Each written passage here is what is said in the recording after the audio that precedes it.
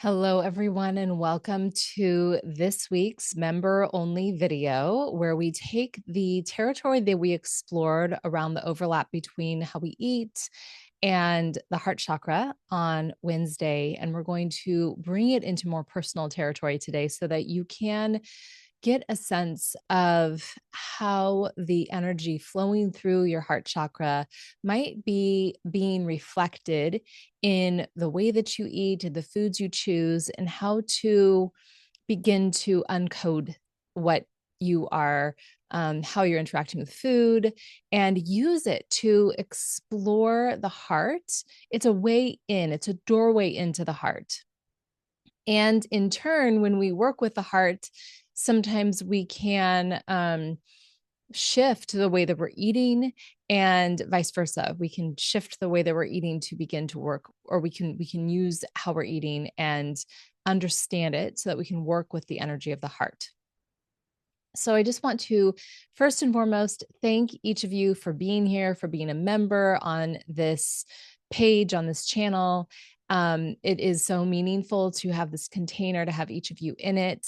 If it lights something up in you, please share it, let other people know about it. That is very meaningful for me to be able to get this information out there. So thank you so much for being here, for being a part of this. So just like the let's see, I want to begin in really just presencing the idea. I think I did this last week, but I want to once again presence this idea that there isn't anything to fix, right?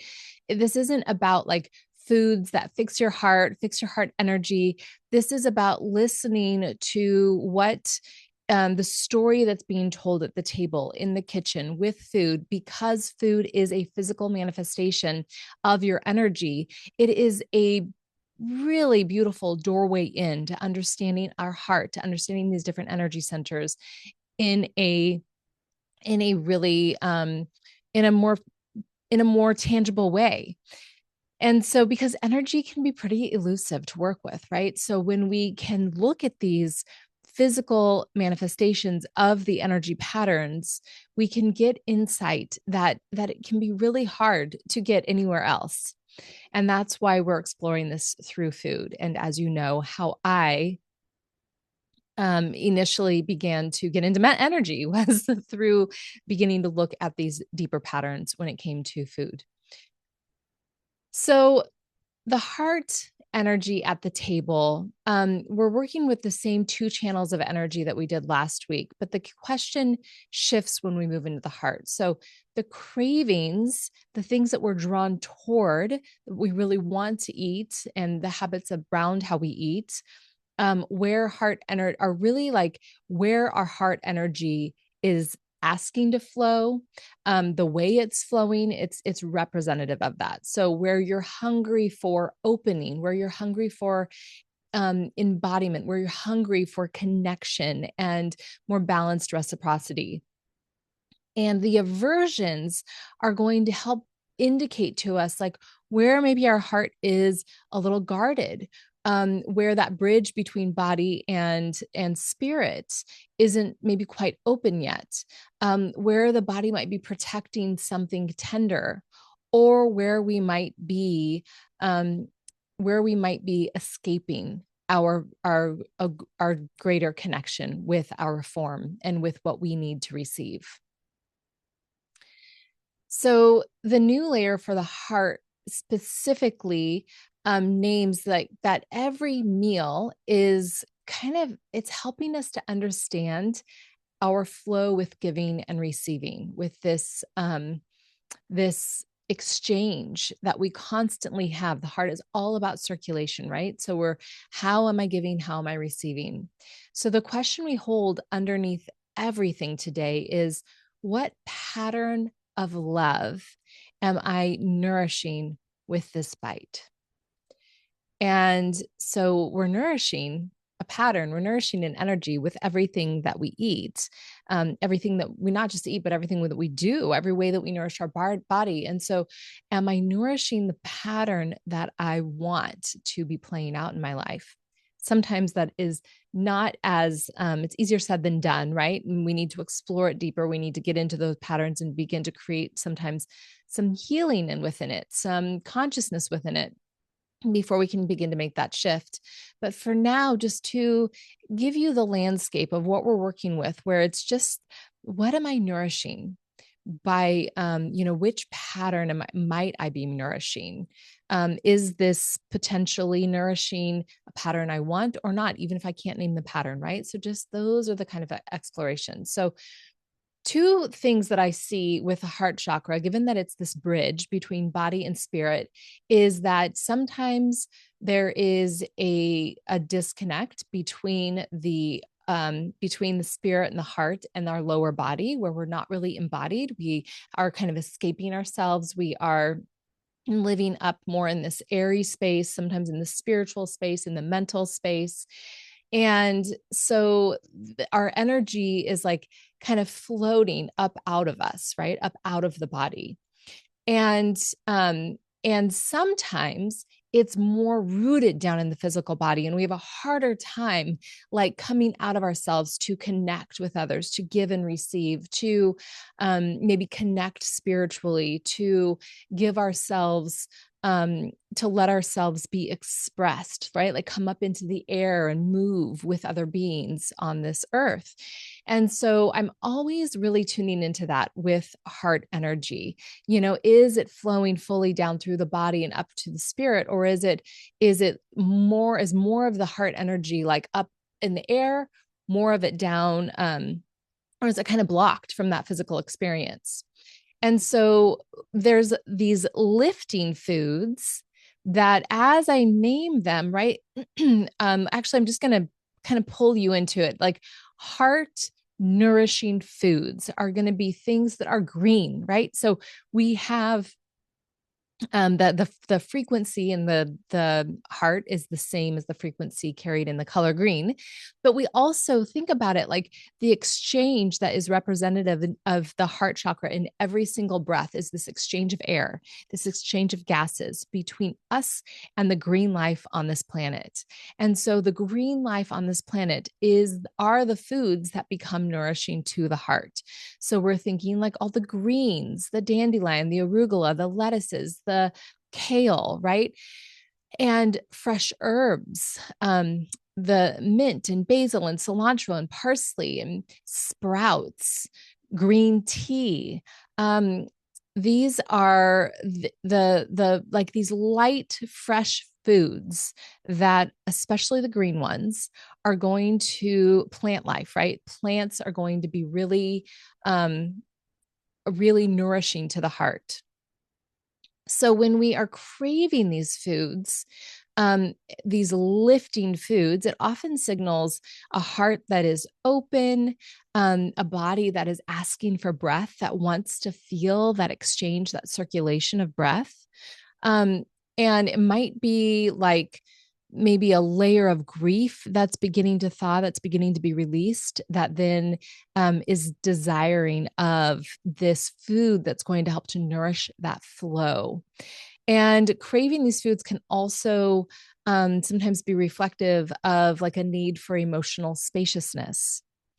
So resistance to these foods might be like protecting from feeling too much, right? So if you're I'm thinking about like if somebody wants to only eat salads, right? And they don't or they only want to eat greens, they're not really interested in the more physical like macronutrients, right? Then they might be trying to kind of escape the body, right? Like we've talked about, protecting themselves from feeling too much emotion, from feeling too much physical sensation.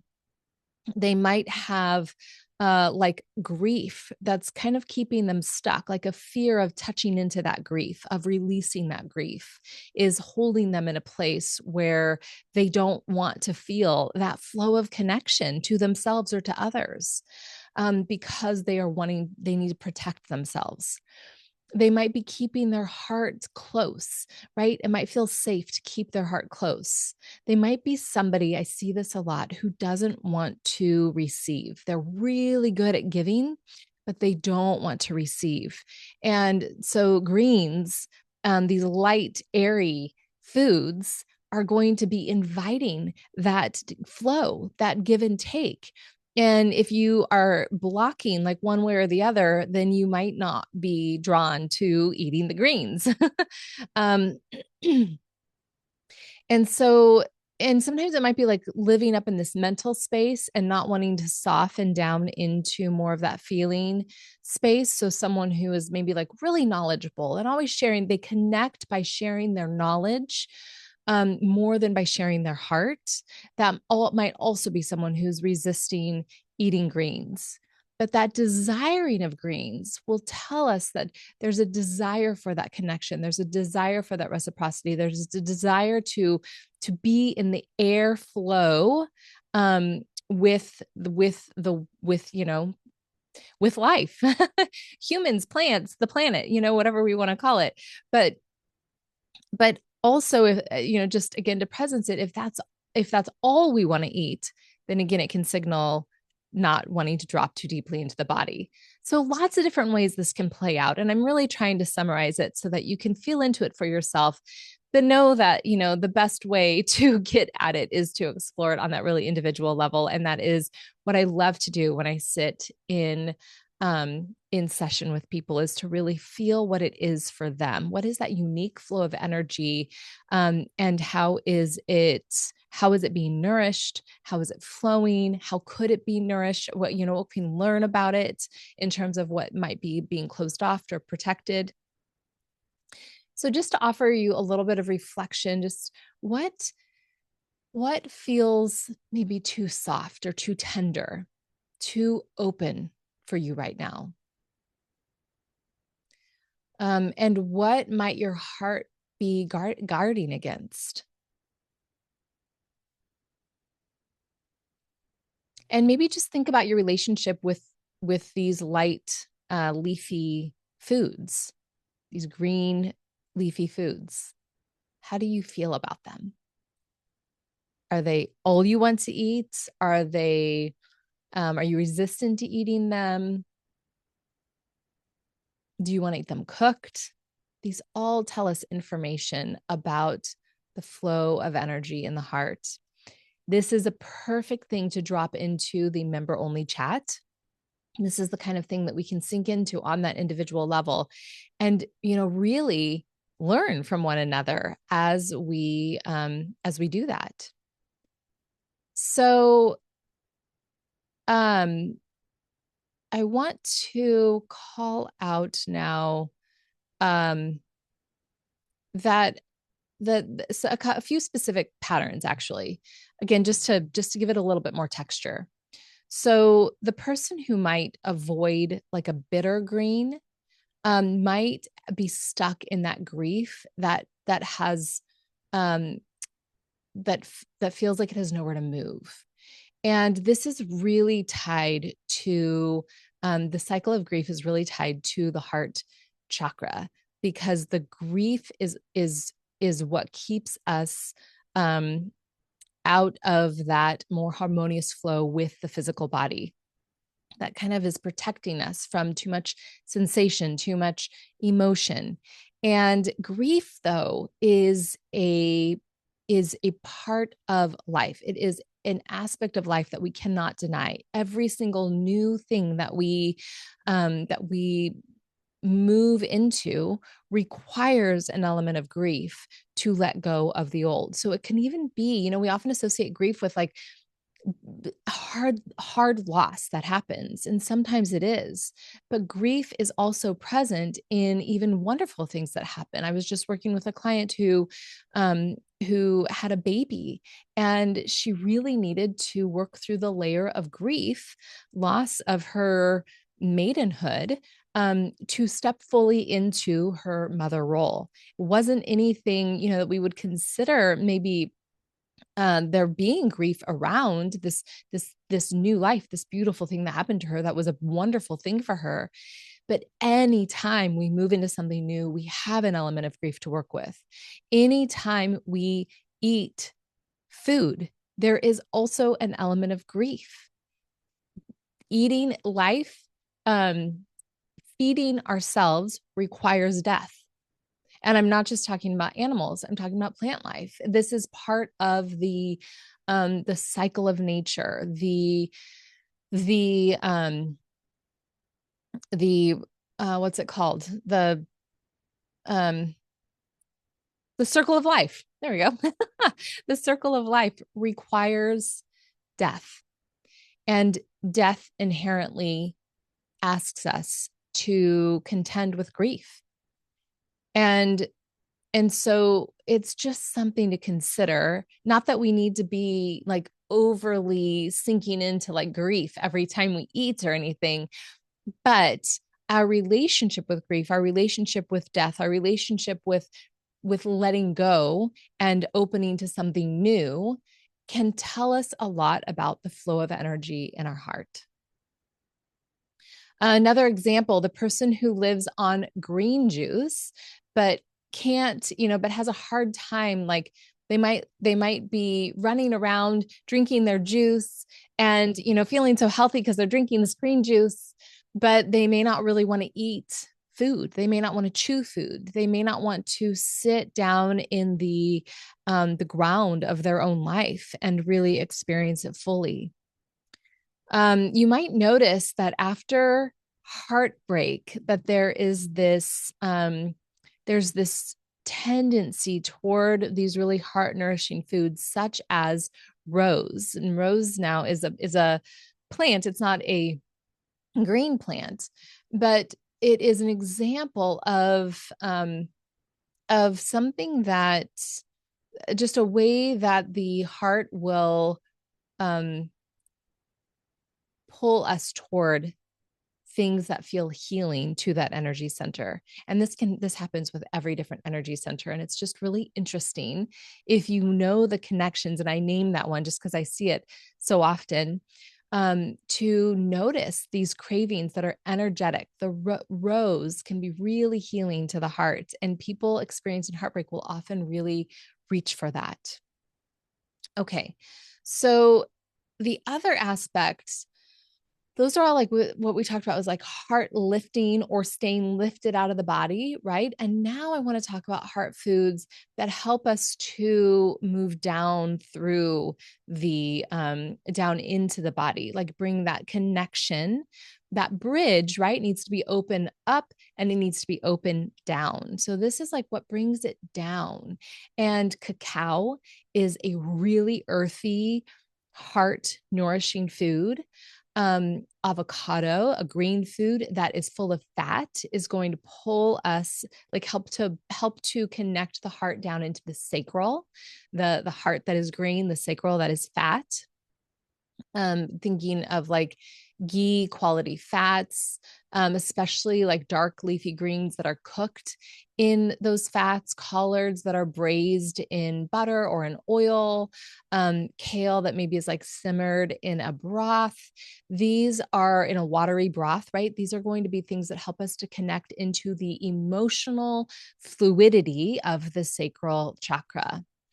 And help us to really like these nourishing fats with these green foods help us to land love down into the tissue of our body, to really bring that heart energy all the way down through us, which will help us have that self-acceptance, that self-love, that self-honoring, the receiving, that all of those things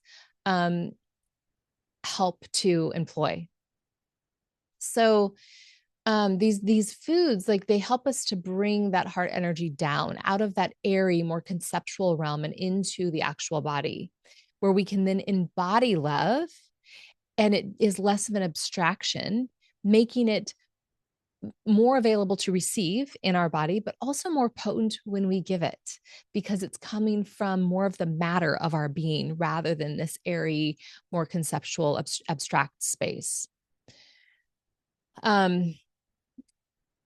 So something to sit with, like a question to sit with: where in your body does love actually land? And, can you bring it all the way down? Can you love your power, right? Without being too attached to it, right? Too attached to power. And our solar plexus is going to tell us that we don't have enough of that connection, that fluidity with the heart. But when the heart and the solar plexus are really connected in this harmonious way, we will stand strong in our power. We will really love our power, and we will use it in a way that is nourishing and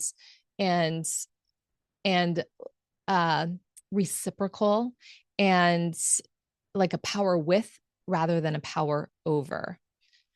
Um, and we'll land, like if our love can actually land down in our sacral, then we can feel like we don't have any shame around like having pleasure in the body, around enjoying foods, around enjoying our body. And then of course landing that love all the way down into the root is loving ourselves, loving our body, loving the matter that we live within, and feeling that we matter because of that. So, we also have foods that really help to nourish circulation overall, that move energy through the heart. So, circulating foods are foods that warm circulation and support it. So, cayenne, garlic, ginger, hawthorn berry, cinnamon, things that we traditionally might conceive of as lung supporting foods, um, such as like pear and white foods, soups, and anything that maybe will we might consider like heart healthy foods, right? Foods that are going to be supportive to the heart, to that circulation. So these foods help move. They don't just lift or they land, they help to circulate. They are the food of reciprocity, the food of exchange. So, craving circulating foods that help to nourish the circulation are going to, they could signal, like if we have stagnation in the heart lung field, if there's like a longing for connection, if isolation is ready to move, like we're ready to move out of isolation, um, if we have had like really shallow breathing, any of these, when we're beginning to heal those things, or if we are subconsciously moving into healing that, like maybe this healing is just happening, we'll start to move toward these circulating foods that are going to help to support that. And then if we don't want these circulating foods, because maybe we are still afraid of what healing in this way might open us up to. We might be kind of trying to keep the system locked down. We might be really holding on tightly to the wounds within, to a place that hurts. And so, while these foods might be really supportive and might be really nourishing to help move us out of these patterns, we wind up being sometimes even repulsed by those foods because it doesn't feel safe just yet to invite them into our body and to begin to move that energy, to begin to find that circulation.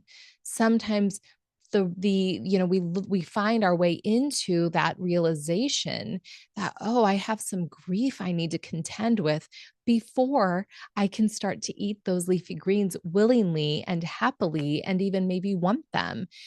And this is just at that root layer of why I got into energy medicine from being the nutritionist, because some people, you could tell them over and over again, eat your leafy greens, eat your leafy greens, eat your leafy greens. And you knew it was like the best thing for them. They knew it was the best thing for them, but it was the last thing they wanted to eat. And there was a deeper energetic pattern that was keeping them in a place of aversion to those foods that, when healed, invited them to naturally desire those foods that could then support and nourish the pattern that was now a more healthy pattern for them to hold. because they then wanted to nourish it. So just consider for yourself, where do you feel maybe frozen or stuck, if at all, in the heart? Where is your heart longing? What is your heart longing to move toward or maybe away from? Sitting with that, exploring that, maybe journaling around it. So, the practice that we're going to add to last week's practice is before a meal, or before you respond to a craving, just ask again. You can just ask your body. Your mind might not know. If you really want to know and you can't figure it out, you can always drop it in the member chat. But ask yourself, and you can just trust the answer that comes, which center is talking. Before a meal, if I'm really like, oh, I really want to eat this thing, right? I'm craving this thing. Which energy center is talking? And tuning into your heart doesn't have anything to do with your heart. Is your heart asking to draw your energy up? Is it preventing you from landing more fully in your body? Or vice versa? Is it calling you for is it calling you to nourish circulation? So just exploring what that craving could mean about your heart energy center. And then you can ask yourself like about the give and the receive. So did you actually let yourself receive this meal? Or maybe if you presence it before the meal, how can I fully receive what I'm about to eat? And just take note of your inclination for distraction, for eating too fast, for, like standing up while you're eating is an indication that you are unwilling to fully receive that meal. And then you can decide, if you catch yourself beforehand, you can decide how you can support the most receiving and check in with, does it feel safe to receive? Does it feel okay to receive? Is it uncomfortable to receive? This is all good information that extends so far below what's on your plate. So the shift you're inviting is like moving from what should I eat to what pattern of love am I nourishing right now? Am I nourishing self acceptance? Am I nourishing reception? Am I nourishing giving? Maybe it's the opposite. I don't see this as often, but maybe it's like the fastest meal you could possibly make, and then you sit and relish it and enjoy it, and but maybe it's like crap food. It's like a bag of chips that you're sitting and receiving and receiving and receiving, but there was no giving to producing it, to to the way that, to your attention, to how you were giving before you received. I don't see that pattern hardly at all with women, but I think it does exist. So I wanted to name it. So checking in with that, how is the way that you give and receive? Are you more concerned with the bodies around you being nourished than your own body? Over giving, under receiving? Are you apt to let everyone else decide what is being consumed because you don't really care, and it's easier to just let everyone else choose the food? That's a way of not receiving what your body is letting you know, saying, seeing that self-importance, the importance of your own body as equal to the importance of other bodies. So like I said, share whatever comes to you in the member chat. Anything, especially this week, that has to do with the heart. After you watch this, if there's any questions you want to explore, any insights you want to gather from me or from the other members, if there's a craving, an aversion, or way of eating that you've noticed in yourself, and we can workshop them in that member chat. So this is where the member only magic lives. It's a closed container. So you can know that you can be a little bit more personal, a little bit more specific, a little bit more real, that it is a protected space for you. And then just to close the practice today, bringing your hands onto your heart. Bring one hand onto heart, one hand onto belly, and just taking a few fluid breaths where you envision yourself receiving on the inhale all of the oxygen that is given to you from the green on earth. And as you then breathe out, give of yourself and and feel the reception from the life on this planet. Just breathe in that way, this felt experience of reciprocity, really feeling this rhythm in which we can fully drop into the flow of the heart. Thank you so much for being here. And I look forward to next week. I'll go live next Wednesday to move into discussion about the overlap between how we eat, what we eat, and what we don't want to eat in terms of the throat and the crown. And then we'll bring it into a member practice integration session that next Friday. Have a wonderful day. Thank you for being here.